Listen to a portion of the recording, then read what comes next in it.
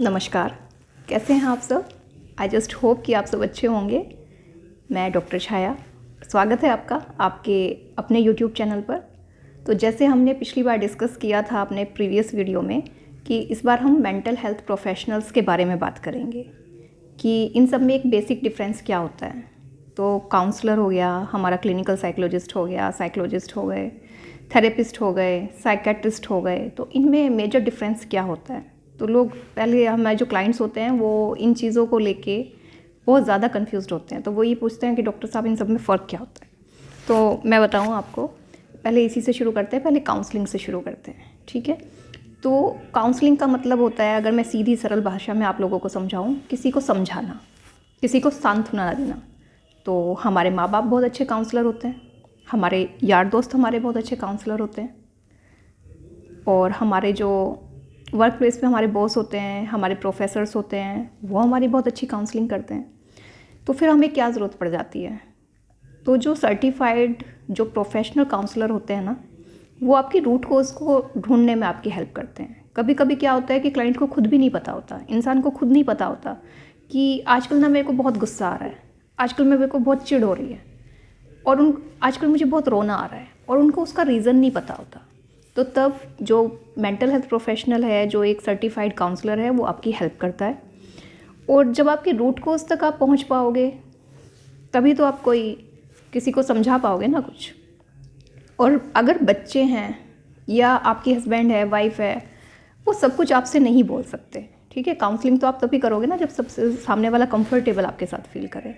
तो एक अननोन इंसान है, एक सर्टिफाइड है काउंसलर है, अगर उसके पास आप जा रहे हैं तो उसके पास आपके एक तो रूट कॉज ढूंढने में आपकी हेल्प करेगा, दूसरा उसके पास आपके लिए अच्छे सॉल्यूशंस होंगे, वैलिड सॉल्यूशन वो आपको प्रोवाइड कर सकता है, क्योंकि उसने आपकी रूट कॉज को फाइंड आउट कर लिया है, ठीक है।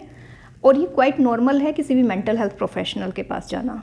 तो मेंटल हेल्थ प्रोफेशनल को डिस्कस करने से पहले मैं आपको ये चीज़ क्लियर कर दूं, लोग बोलते हैं आप किसी भी मेंटल हेल्थ प्रोफेशनल के पास जा सकते हैं। इसका मतलब ये नहीं है, एक ये जो मिथ है ना हमारी सोसाइटी में कि हम काउंसलर से मिलेंगे, साइकोलॉजिस्ट से मिलेंगे, साइकेट्रिस्ट के पास जाएंगे तो लोग हमें पागल समझेंगे, इसका मतलब है कि हमारी मानसिक स्थिति ठीक नहीं है। नहीं, ऐसा नहीं है, इट्स क्वाइट नॉर्मल। आप किसी के भी पास जा रहे हैं, अगर आपको नहीं नींद आ रही है तो आप साइकेट्रिस्ट के पास जा सकते हैं, वो आपको नींद की दवा दे देगा, ठीक है। इसका आपके मेंटल स्टेटस से कुछ लेना देना नहीं है।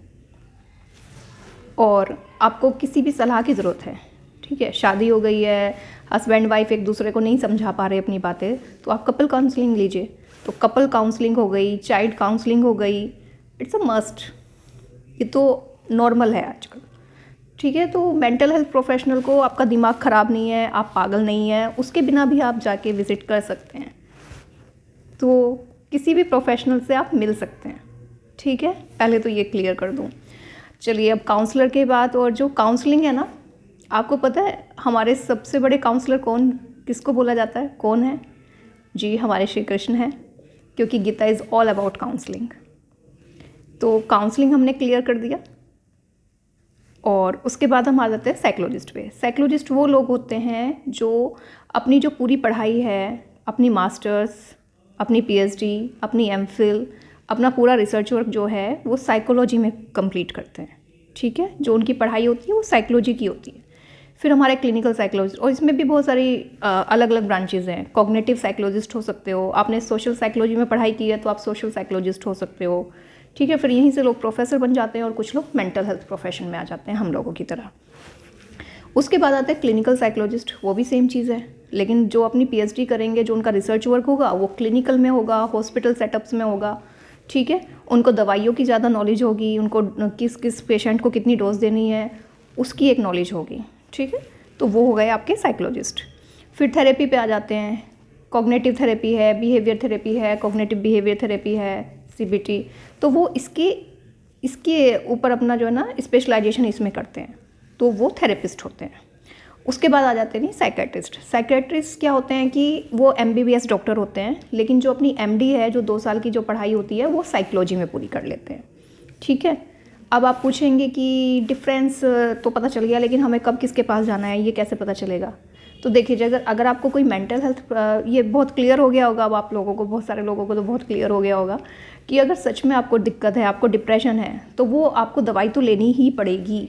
डिप्रेशन की दवाई चलेगी। मेंटल हेल्थ, वो मेंटल डिसऑर्डर्स अगर आपके साथ हैं, मेंटल इश्यूज़ अगर आपके साथ हैं, तो दवाई तो आपको चलेगी, तो आपको साइकेट्रिस्ट के पास जाना है।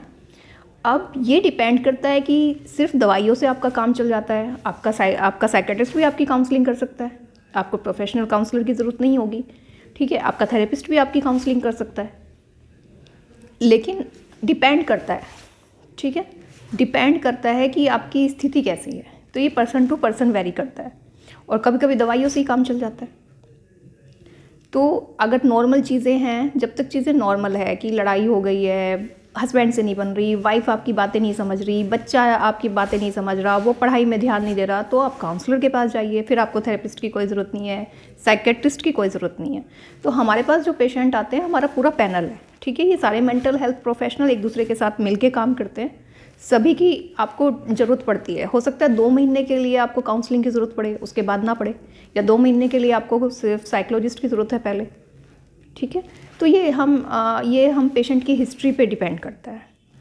तो हम लोग भी जब करते हैं तो हमारे पास भी सब लोग होते हैं, ठीक है। जो भी केस हिस्ट्री होती है वो सबसे पहले सबको दिखाई जाती है, सबके व्यूज़ लिए जाते हैं, और सबसे कंसल्ट करने के बाद ही ट्रीटमेंट किया जाता है, या जो भी हम सॉल्यूशन देते हैं, सजेशन देते हैं, थेरेपी करते हैं, काउंसलिंग सेशंस लेते हैं, तो वो तभी होता है, ठीक है।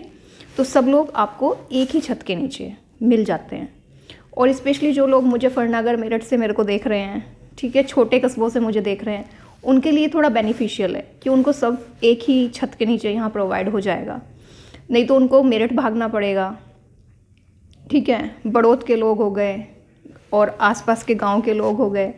तो जो लोग वो देख रहे हैं उनके लिए इजी है कि घर बैठे आपको थेरेपी मिल रही है, काउंसलिंग मिल रही है, ठीक है।